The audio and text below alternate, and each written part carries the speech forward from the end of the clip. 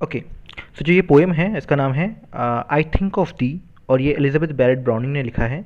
वो एक Victorian poet है, एंड उनके जो हस्बैंड है वो भी एक बहुत ही फेमस पोएट है, रॉबर्ट ब्राउनिंग, है ना। उन्हीं के लिए उन्होंने ये लिखा है, उन्हीं को सोचते हुए उन्होंने ये पोएम जो है आई थिंक ऑफ दी वो लिखा है। पोएम पब्लिश हुआ sonnets from the Portuguese collection के अंदर, और ये उस कलेक्शन का 29 सोनेट है। अगर हम फॉर्म की बात करें तो ये सोनेट है, इटालियन सोनेट, या फिर आप कह सकते हैं पट्रार्कियन सोनेट। जो इसका जो इसका मीटर है वो है आयम्बिक पेंटामीटर, है ना। अगर हम पोएम की बात करें तो पोएम स्टार्ट होता है आई थिंक ऑफ दी, है ना, मैं आपके बारे में सोचती हूँ। एंड वो अब एक्सप्लेन करने वाली है कि उनकी सोच कैसी है ना। सो आई थिंक ऑफ दी, मैं आपके बारे में सोचती हूँ।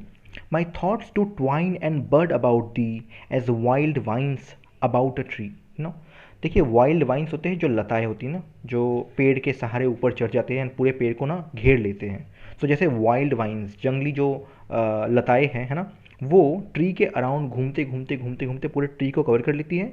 उसी तरह जो हमारी लेखिका है, जो पोएट है ना, वो कहती है कि मेरे थॉट्स भी यही करते हैं। जब मैं आपके बारे में सोचती हूँ वो पूरा घेर लेते हैं ना मेरे माइंड के अंदर। जो नए थॉट्स है वो क्रिएट करते हैं, नए जो थॉट्स है वो बड होते हैं ना। बड मतलब जो फूल का जो सबसे पहला स्टेज होता है जहाँ पे वो फूल बन रहा होता है ना, वो बर्ड होता है। देन वो धीरे धीरे धीरे खुलते खुलते एक फूल में कन्वर्ट होता है ना। तो उसी तरह जिस तरह एक बर्ड एक नया फूल लाता है, उसी तरह जो मेरे थॉट्स हैं वो और थॉट्स लाते हैं ना। जब मैं आपके बारे में सोचती हूँ तो मुझे आपके बारे में सोचने का और मन करता है ना।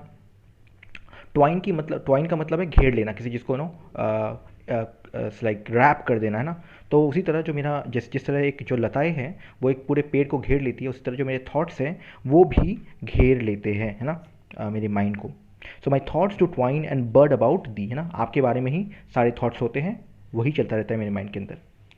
अब वो कहती है सी ट्री को घेर तो लेते हैं, put out broad leaves and soon there is not to see except the straggling green which hides the wood, है ना। और जो लताएं हैं वो पेड़ को धीरे धीरे धीरे धीरे घेरती रहती है, घेरती रहती है, घेरती रहती है। और उसमें से जो लताएं हैं उसमें से ना बड़े बड़े ब्रॉड लीव्स आते हैं ना, पत्ते निकलते हैं ना। सो जो जो लताएं हैं वो इवेंचुअली पूरे ही पेड़ को इस तरह से घेर लेती है कि कुछ दिखता ही नहीं है ना, पेड़ का कोई हिस्सा दिखता नहीं है, वो पेड़ को पूरी तरह छुपा लेती है ना। सिर्फ हमें ग्रीनरी दिखती है, हमें लताओं की जो लीव्स है वही दिखती है ना। तो जिस तरह एक पेड़ को घेर लिया जाता है सिर्फ वाइन्स के द्वारा, वाइल्ड वाइन्स के द्वारा, उसी तरह मेरे माइंड के अंदर भी आपके आपके जो थॉट्स है वो भी यही काम करते हैं, सब कुछ घेर लेते हैं। मन माइंड के अंदर सिर्फ यही चलता है, आपके बारे में जो थॉट्स है वही चलता है। Okay, yet O my palm tree. और अब लिखिया कह रही है लेकिन इसके बाद भी, है ना, और ये अपने लवर को बोल रही है पाम ट्री, कि मेरे palm tree be it understood.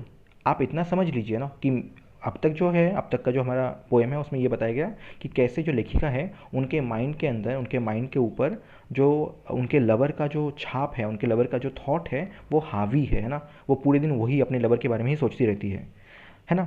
तो अब लेकिन उसके बाद वाले अभी की लाइन्स में वो ये बोल रही है, yet O my palm tree be it understood I will not have my thoughts instead of thee who art dearer better, है ना।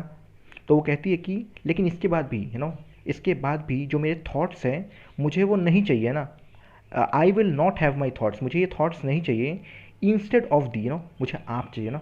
आपके बिना मुझे नहीं चाहिए। ऐसा नहीं कि आप मुझे मिले नहीं और मैं थॉट्स के साथ जी रही हूँ, नहीं, मुझे आप भी चाहिए, है ना। So she is saying because you are dearer who art dearer, क्योंकि आप ज़्यादा डियरर हो, है ना, आप ज़्यादा मेरे डियर हो, है ना, बेटर हो। ये जो थॉट्स हैं वो बहुत होंगे, थॉट्स मेरे पूरे मन को घेर लेते होंगे, लेकिन उससे भी बेटर हो आप, है ना। सो मुझे आप रियलिटी में चाहिए, सिर्फ थॉट्स में नहीं। ओके, रैदर इंस्टेंटली रीन्यू दाई प्रेजेंस। और इसके बाद वो एक ऑर्डर टाइप का करती है, वो बोलती है रैदर आप अभी आइए मेरे सामने ना, अभी मुझे आप अपने दर्शन दीजिए, अभी आप अपना जो प्रेजेंस है वो रीन्यू कीजिए, मेरे सामने अभी आइए, है ना।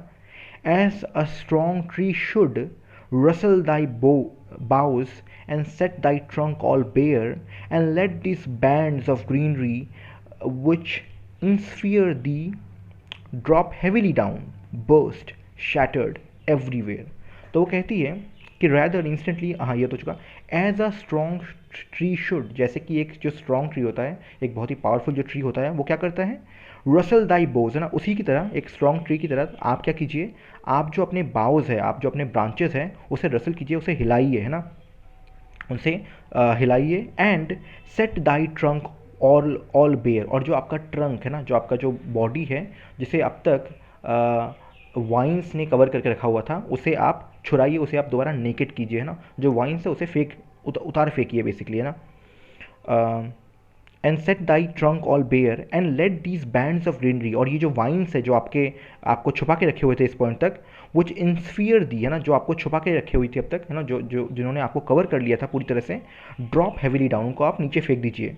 बर्स्ट, ताकि वो टूट जाए, शैटर हो जाए, खंड खंड मतलब डिफरेंट डिफरेंट टुकड़ों में बट जाए और सब जगह फैल जाए, ना। तो बेसिकली जो थॉट है, थॉट रूपी जो वाइन है, इसे निकाल फेंकिए, बिकॉज मुझे सिर्फ थॉट्स के अंदर आप नहीं चाहिए, मुझे आप रियल में चाहिए, ना। तो ये जो आपके जो बॉडी के ऊपर जो मेरे थॉट्स का एक लेप लगा हुआ था अब तक मेरे माइंड के अंदर, वो लेप हटा दो, ताकि आप मेरे सामने सच्ची में आ पाए, है ना, सचमुच में आप आ पाए। Okay, yeah, because in this deep joy to see and hear thee, and breathe within thy shadow a new air, I do not think of thee, I am too near thee. तो वो कहती है, क्योंकि इस in this deep joy to see and hear thee, कि आपको देख पाना और आपको सुन पाना मेरे लिए इतना जॉयफुल है, ये इतना डीप जॉय मेरे अंदर लेके आता है, मैं इतनी खुश हो जाती हूँ, इतनी मैं सरीन फील करती हूँ कि and breathe with in Dai shadow a new year, कि मैं आपकी जो छत्र छाया में, आपके प्रेजेंस में, मुझे ऐसा लगता है जैसे कि मैं एक नए हवा में सांस ले रही हूँ, ना। लाइक अब तक जहाँ पे मैं थी, जहाँ पे मैं सांस ले रही थी, वो उतना अच्छा नहीं था, लेकिन जब आप सामने होते हो तो ये जो जो हवा है ना, जब मैं सांस लेती हूँ तो मुझे लगता है कि मैं किसी नए हवा में सांस ले रही हूँ, ना। वो होता नहीं है कि जब आपकी आपकी दुनिया चमक जाती है, जब आपका लवर आपके सामने होता है ना, आपको यूजुअली उतना कुछ फील नहीं होता, बट जैसे ही आप उसको देखते हो, जो आपका लवर है, तो आपका पूरा जो दिन है वो, लाइक पूरा जो सीन है वो चकाचौंध हो जाता है ना, आपको उसमें बहुत ही सरीन फील होने लगता है। तो वैसा ही हो रहा है हमारी पोएट के साथ। और वो कहती है, आई डू नॉट थिंक ऑफ दी, है ना, कि मैं आपके बारे में सोच रही, जो जो अब तक चल रहा था ना, थॉट्स में ही आप चल रहे थे, वो उतना प्रेफर नहीं करती। I do not think of thee, I am too near thee, है ना, क्योंकि मैं आपके पास हूँ। सो एक बार मैं आपके पास हूँ, there is no need to like think about it, because I get to experience you, no, real time में। सो यही है पोएम का पूरा सार। जो पोएट है एलिजाबेथ ब्रैड ब्राउनिंग, वो दिखा रही है कि एक लवर का प्रेजेंस क्या होता है, ना। एक तो है कि आप उसके बारे में सोच रहे हैं, वन साइडेड लव है, आप वही अपने माइंड में उसका कोई ना कोई इंटरप्रिटेशन बनाए जा रहे हैं, ना, या फिर लवर दूर है, तो क्या ही मज़ा है, ना। असली में जो ट्रू लव है वो तब जब आपका पार्टनर हो, वो बिल्कुल आपके साथ हो, आपके सामने हो। एंड या तो ये रहा एलिजाबेथ ब्रैड ब्राउनिंग का पोएम। ये sonnets from the Portuguese collection में आता है, पोर्तुगीज़ कलेक्शन का पार्ट है। 29 सोनेट है, आयम्बिक पेंटामीटर में लिखा गया है, और एक पेट्रार्कियन या फिर इटालियन सोनेट है। Thank you for watching.